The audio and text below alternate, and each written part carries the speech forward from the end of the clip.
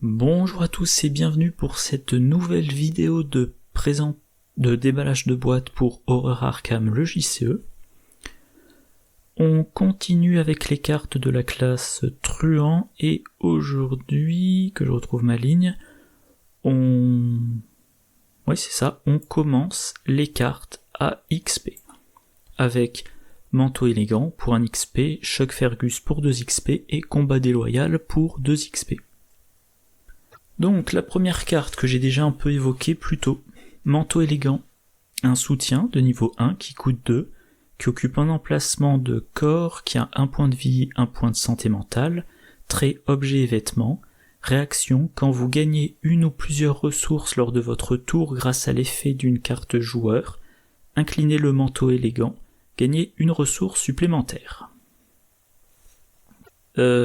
Alors là aussi, beaucoup de commentaires. Honnêtement, je n'ai pas tout lu. Les calculs, les ressources, les équivalents ressources, les équivalents actions, etc. J'ai pas lu, mais bon, je vous encourage à y jeter un coup d'œil si ça vous intéresse. Par exemple, je vois ce truc-là auquel je n'avais pas songé. Donc voilà. C'est une carte qui augmente vos effets de carte de gain de ressources. Une carte vous dit gagner une ressource, le manteau élégant vous dit t'en rajoutes une deuxième. Voilà. Alors comme il faut l'incliner, ça ne peut s'activer qu'une fois par round maximum. Mais si on met la carte dans son deck, on veut qu'elle s'active. Donc qu'est-ce qu'on a comme solution efficace ? On a loup solitaire. Réaction, quand votre tour débute, s'il n'y a pas d'autre investigateur dans votre lieu, gagne une ressource. Alors moi personnellement, je ne joue jamais cette carte. Je trouve que le gain est petit. Montrez Jack à la fin de votre tour, si vous êtes dans un lieu éloigné de une connexion par rapport au lieu où vous avez débuté ce round, soit vous gagnez une ressource, soit vous piochez une carte. Si vous êtes éloigné de 2 connexions ou plus, faites les deux à la place. Voilà. À la fin de chacun de vos tours, ressources. Le Mauser C96. Vous l'inclinez pour combattre, si vous réussissez de 2 ou plus, vous pouvez le redresser ou gagner une ressource. Si vous réussissez de 4 ou plus, vous faites les deux. Vous êtes là pour combattre, tout en combattant, vous vous enrichissez, et encore plus avec le manteau. Flambeur aussi, qui a un effet intéressant. Donc c'est un soutien, en action rapide, dépensez 3 ressources inclinées flambeur, vous gagnez plus 2 à votre valeur de compétence pour ce test, en cas de réussite, gagnez 3 ressources. Donc cette carte-là par contre ne garantit pas le gain. On sait qu'on dépense des ressources pour augmenter sa valeur de compétence, mais il faut réussir pour gagner les ressources. La carte en elle-même, elle vous dit, si vous réussissez votre test, vous n'avez rien perdu. Par contre, si vous ratez votre test, vous avez perdu vos 3 ressources que vous aviez, on va dire, pariées. Le manteau... j'ai déjà oublié le nom, manteau élégant. Voilà. Le manteau élégant, il vous dit, chaque fois que vous réussissez le test pour lequel vous avez utilisé flambeur, vous faites un bénéfice de 1. Ou dit autrement, au bout de 3 réussites, vous compensez le 4e échec. En 3 réussites, vous avez 3 ressources bonus. 4e fois, vous perdez vos 3 ressources. Le manteau vous les a fournis lors de vos 3 réussites. Oui, bien évidemment, j'étais en train de bugger. Bien évidemment, ça entre parfaitement dans le cadre d'un deck truand friqué, qui utilise relation influente. Et à noter, je prends par exemple loup solitaire, ça vous fournit une ressource par round, si vous êtes toujours seul dans votre lieu au début de votre tour. Avec manteau, ça fait 2, et 2, c'est tout pile ce qu'il faut pour redresser relation influente. Voilà. Donc si vous avez un petit gain garanti à chaque round, le manteau élégant vous dit, ce petit gain devient... Maintenant, c'est pas simplement un petit gain, c'est la certitude à chaque round de l'utilisation de relation influente. Et avant que j'oublie, c'est vrai que là il y a une section gagner de l'argent dans les autres classes, et il y a Milan Christopher. Et c'est vrai que si vous faites un truand enquêteur, et qui a accès à Milan Christopher. Grâce à Milan Christopher, il a +1 en intelligence, et si il réussit une enquête, +1 ressource de Milan Christopher et +1 du manteau. Voilà. À noter, la carte est un vêtement, donc on peut y mettre la poche dissimulée, dont on a parlé dans 2 vidéos si ma mémoire est bonne. C'est attaché à un soutien vêtement ou armure, et le soutien gagne un emplacement de main ou d'accessoire, au choix, qui ne peut être utilisé que pour contenir un soutien illicite. Donc par exemple, pour contenir le Mauser, qui vous fournit la ressource qui active le manteau. Alors le problème du manteau, il occupe un emplacement de corps, et il va entrer en concurrence avec la veste en cuir. Voilà, la veste en cuir peut encaisser un dégât par round sans être vaincu. Et derrière, vous avez l'Oni Ritter qui va soigner la veste en cuir et de son dégât et se soigner elle d'une horreur. Voilà. Alors maintenant que j'y pense, l'exception c'est si vous pouvez jouer le tarot l'étoile. Voilà, le tarot l'étoile, il donne +1 point de vie aux cartes qui ont de la vie, +1 point de santé mentale aux cartes qui ont de la santé mentale. Donc là maintenant, votre manteau il est à 2-2, et il peut encaisser un dégât avant d'être soigné par l'Oni. Ok. Et donc, voilà, je disais l'Oni... Enfin, le manteau élégant dans la classe truand entre en compétition avec le manteau de cuir. Je vais de nouveau citer un deck Tony Morgan, qui effectivement, comme Tony Morgan n'a que 2 en volonté et 5 points de santé mentale, j'ai une copie de la veste de cuir, 2 copies de l'Oni Ritter. Donc, les horreurs, je les mets sur l'Oni. Pour soigner l'Oni, il faut avoir un objet à soigner, donc les dégâts, je les mets au rythme d'1 par 1 sur la veste de cuir. Et en soignant la veste, je soigne l'Oni, et Tony Morgan, il peut bien encaisser. Voilà. À peu près tout ce que j'ai à dire sur cette carte. Donc, le conflit avec la veste de cuir, encore une fois, fait que peut-être on la mettra plutôt dans un deck qui n'utilise pas l'Oni. Vu que moi, si je ne joue pas l'Oni, je ne joue pas la veste de cuir. Si je ne joue pas l'Oni, c'est que je ne joue pas un combattant. Enfin, c'est que je ne joue pas un truand qui combat exclusivement avec sa force. Donc, manteau élégant, peut-être plutôt pour des decks triche ou fines que Tony Morgan. Deuxième carte, dans le pack de Winifred Abamok, on avait eu Chuck Fergus de niveau 5. Donc un allié qui coûte 3, qui a 2 points de vie, 2 points de santé mentale, très allié et criminel. Quand vous jouez un événement tactique ou ruse, inclinez Chuck Fergus, choisissez 2 options. Cet événement gagne rapide, cet événement coûte 2 ressources de moins pour être joué, ou vous gagnez +2 à votre valeur de compétence tant que vous effectuez un test de compétence lors de la résolution de cet événement.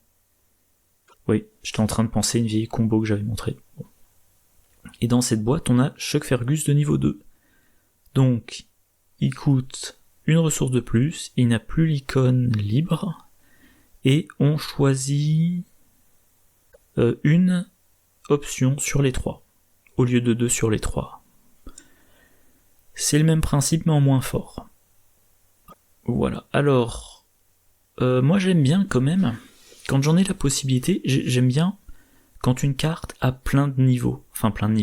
Quand une carte a au moins 2 niveaux, ça veut dire que je peux... je peux intégrer la version faible avant d'avoir accumulé tout l'XP pour la version forte.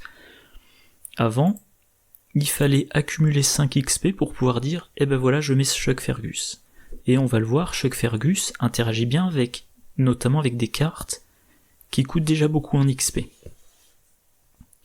Là maintenant, je peux dire j'ai 2 XP, j'achète la version de niveau 2. Certes, il est pas aussi bon, mais il a quand même une certaine efficacité. Et comme j'ai cette version-là, mon deck est meilleur et j'augmente mes chances d'avoir les 3 XP nécessaires pour avoir la version améliorée. Voilà. Et au passage, si vous jouez, je vais la mettre, je crois que c'est dans le terrier du lapin. Voilà, dans le terrier du lapin.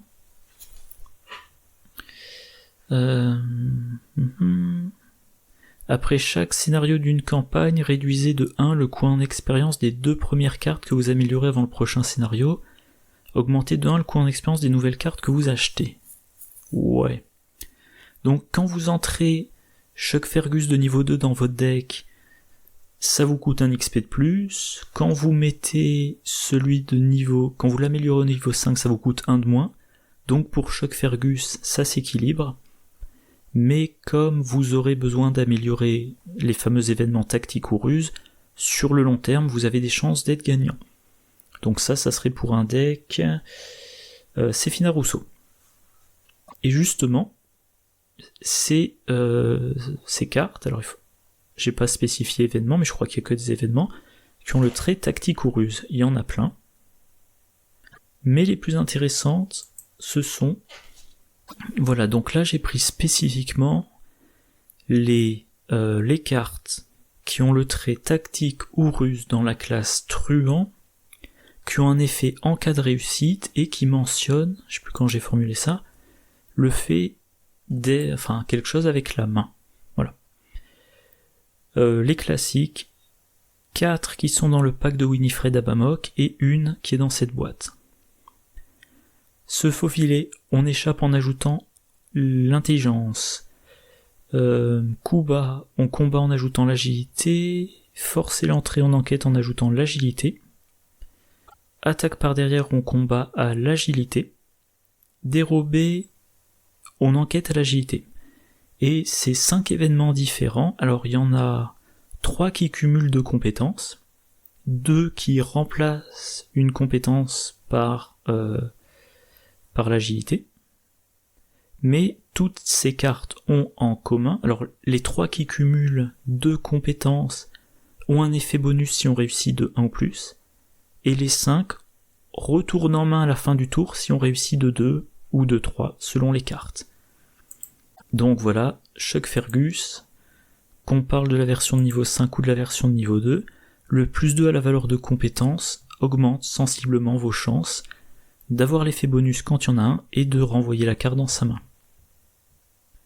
Et donc c'est ce que je disais, Chuck Fergus de niveau 5, il prend toute son efficacité avec ces cartes-là, mais si vous en mettez une copie de chaque dans votre deck, ça vous fait 3, 5, 8, 10, 12 XP. Plus Chuck Fergus, ça fait 17 XP. Si vous mettez tout en double, ça vous fait 34 XP.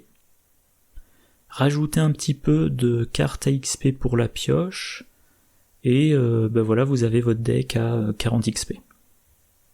Et si vous jouez à un mode de difficulté élevé, ou en solo, ou dans une campagne qui propose peu d'XP, ou tout ça, peut-être même que votre deck c'est juste une copie de Chuck Fergus et une copie de chacune de ces cartes.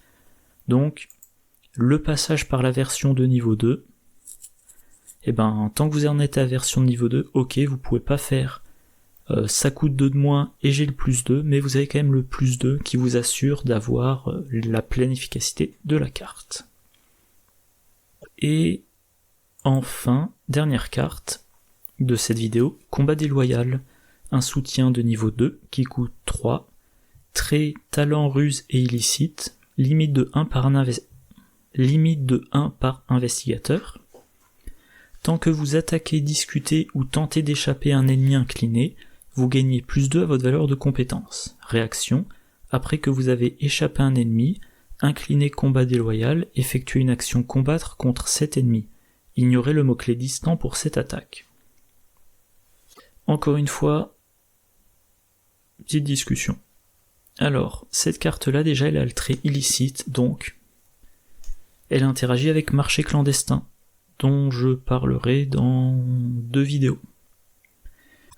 Autre chose intéressante, la carte est limitée à 1 par investigateur, donc on peut en avoir qu'une en jeu simultanément, mais Si le deck tourne autour de ça, on va en mettre quand même 2 dans son deck. Et la deuxième, quand on la pioche, elle embarrasse. Surtout que les icônes sont pas formidables. Avec marché clandestin, à un moment donné, les 2 cartes du dessus de votre deck, c'est une copie de combat déloyal et une copie d'autre chose. Et vous payez une ressource, vous récupérez le combat déloyal. Et plus tard, au-dessus, vous révélez comme 2 cartes l'autre version de combat déloyal, l'autre copie de combat déloyal et une autre carte. Et là, vous récupérez l'autre carte, sans vous poser de questions. Et bien évidemment, si les 2 sortent en même temps, vous en prenez une et l'autre vous la remettez dessous. Donc, grâce à marché clandestin, vous avez la place dans votre deck pour mettre 2 copies, même si une seule copie pourrait être en jeu. Alors, combat déloyal, il y a un effet après que vous avez échappé. Donc, encore une fois, je sais pas combien de fois j'ai mentionné cette expression dans les 5 derniers jours, ça donne l'impression d'être du combat après l'évasion, ou du combat par le biais de l'évasion. Les effets après que vous avez échappé, on a notamment vol à la tire, après que vous avez échappé un ennemi, inclinez vol à la tire, piochez une carte ou gagnez une ressource. En cas de réussite avec une différence de 2 ou plus, faites les 2 à la place. Il n'y a pas grand chose de plus à en dire. Et 25 automatique, après que vous avez échappé un ennemi dans votre lieu, effectuez la capacité combattre ci-dessus, sans dépenser d'action. Voilà.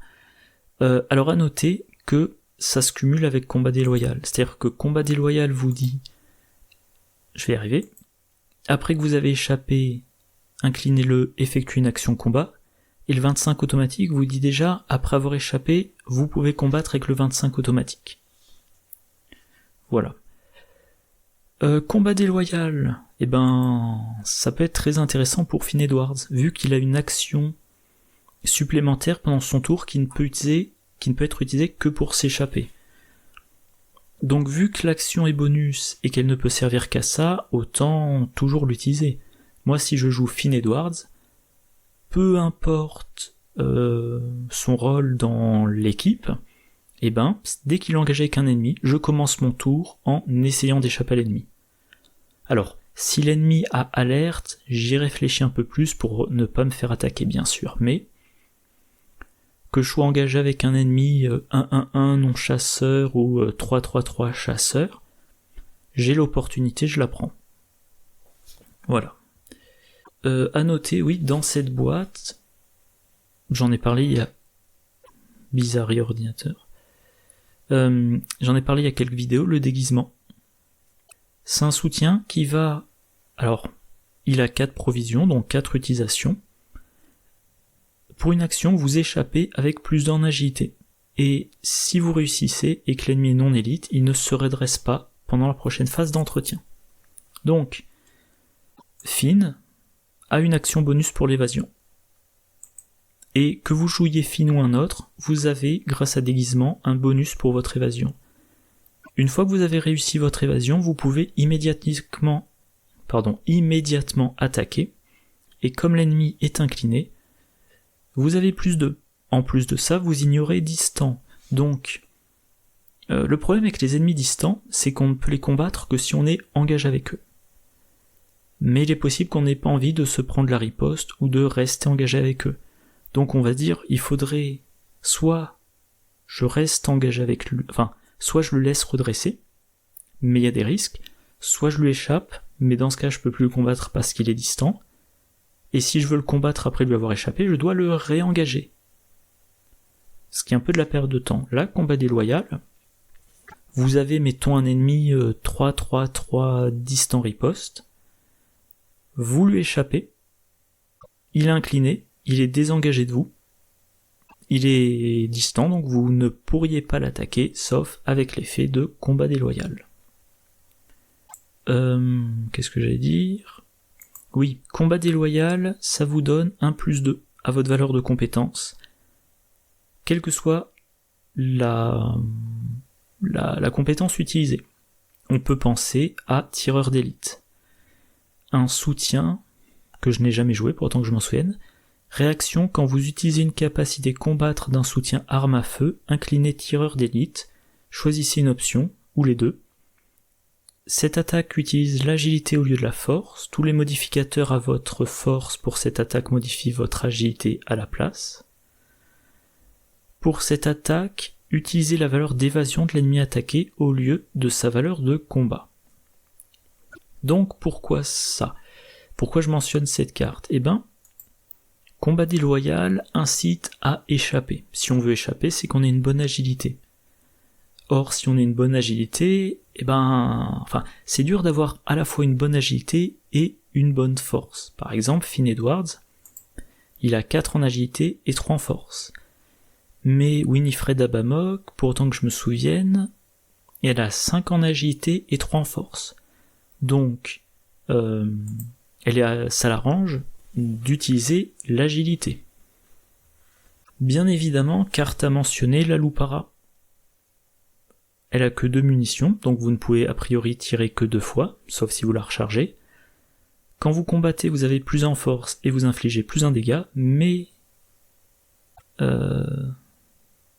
Voilà, si vous avez fait entrer la Lupara à ce tour-ci, par exemple... Non, je reprends. Voilà, la Lupara, la jouée ne provoque pas d'attaque d'opportunité, donc vous êtes engagé avec un ennemi. Première action de votre tour, vous jouez la Lupara. Pas d'attaque d'opportunité. Ensuite, vous échappez à cet ennemi. Avec combat déloyal, vous pouvez immédiatement attaquer. Vous attaquez avec la Lupara, qui normalement fait +1/+1, mais comme elle vient d'entrer en jeu, elle a un +1/+1 additionnel. Donc vous faites un tir à +2/+2, et si vous le souhaitez, un deuxième tir à +2/+2. Voilà. Alors le combat déloyal, chaque fois que je l'ai mentionné jusqu'à présent, j'ai mentionné uniquement le combat, mais vous avez un bonus pour l'attaque, la discussion ou l'évasion tant que l'ennemi est incliné. Et donc je voulais mentionner un truc qui est assez amusant, c'est Iktaka. Ah, évidemment ça n'avait pas chargé. Iktaka dans le premier scénario de la civilisation oubliée, elle est 5-4-4, alerte et riposte. Action, discussion, effectuer un test d'intelligence de difficulté 4 pour convaincre Iktaka, blablabla. Si vous réussissez, placez un indice sur elle. Si vous échouez et qu'Iktaka est redressée, elle vous attaque. Donc, alors, on peut la combattre, mais on peut essayer de discuter avec elle. Et quand on discute, idéalement, il faudrait qu'elle soit inclinée pour que elle n'attaque pas en cas d'échec de la discussion. Donc, vous allez essayer de lui échapper. Si vous réussissez, elle est inclinée. Maintenant qu'elle est inclinée, grâce à combat déloyal, vous avez +2 pour discuter avec elle. Le test a une difficulté de 4. Vous pouvez... Moi, quand je commence la civilisation oubliée, je mets au moins une copie de tenue élégante dans chaque deck. Tenue élégante, ça diminue de 2 la difficulté des tests de compétences pour les discussions. Donc la combinaison des 2 cartes, ça vous dit vous avez +2 pour discuter, et le test est à -2. Donc je reviens sur Finn Edwards, quand il discute avec Iktaka, il a une valeur de compétence de 6, et la difficulté est de 2. Alors si vous jouez en standard, vous ne ratez que... Alors, il y a quand même le -5, c'est la civilisation oubliée, vous ne ratez que sur le -5 ou l'échec automatique. Ou la chose très ancienne si vous êtes empoisonné. Alors, comme combat déloyal coûte 2 XP, par contre il vous faudra utiliser dans le vif du sujet pour avoir l'XP nécessaire pour acheter combat déloyal. Voilà. Je crois que c'est tout ce que j'avais à dire. Alors, comme ça ne fait pas partie des styles de deck mis en avant par cette boîte, je n'en parlerai pas tout de suite du combat en passant par l'évasion. Mais comme je l'ai dit à quelques vidéos, un jour je ferai un deck, Finn ou Triche, et ce jour-là je présenterai le deck, et si je trouve un créneau, je filmerai des parties. Alors, un petit addendum. C'est tout à l'heure, je crois, je regardais la vidéo de Man from Lang et Matastrophic, donc la chaîne The Whisper in Darkness, que je cite beaucoup parce qu'actuellement c'est quasiment la seule chaîne sur les JCE que je regarde. Et quelqu'un dans les commentaires mentionnait, alors je vous la fais en VF, voilà, je suis un peu surpris, vous avez parlé 8 minutes de la carte combat déloyal et vous n'avez pas mentionné Rita une seule fois. Parce qu'effectivement, je vais peut-être commencer par remontrer la carte. La carte combat déloyal a le trait ruse. Et Rita Yang, elle a accès aux cartes ruses jusqu'au niveau 3. Donc Rita Yang peut utiliser combat déloyal. Alors bon, je vous la fais vite. Rita Yang, elle échappe à un ennemi, elle lui inflige un dégât avec sa réaction, avec la réaction de combat déloyal, elle incline combat déloyal et elle a le droit de faire une action de combat, y compris si l'ennemi est distant. Comme l'ennemi est incliné, elle a plus 2, 3 de base, plus 2 de combat déloyal, potentiellement les bonus de son arme, et en cas de réussite, elle inflige un ou plusieurs dégâts qui s'additionnent aux dégâts qu'elle infligeait lors de son évasion. Et du coup, ça m'a donné envie de faire cette liste, voilà. Rita Yang, alors qui combat, pas qui essaie de faire de l'évasion, son but c'est pas simplement d'échapper aux ennemis, c'est elle échappe, elle fait un premier dégât, et ensuite, elle continue le combat au coup près.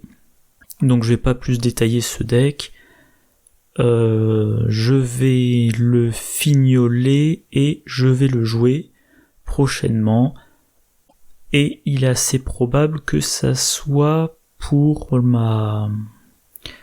la fois où je filmerai la campagne aux confins de la Terre. Voilà, c'est tout pour ce petit addendum. Bon voilà, c'est tout pour cette vidéo. Il en reste encore 2. Voilà, 2 vidéos avec à chaque fois 2 cartes et on aura fini la classe truand. Moi d'ici là je vous souhaite une bonne journée, une bonne soirée, de bonnes parties et je vous dis à la prochaine. Au revoir.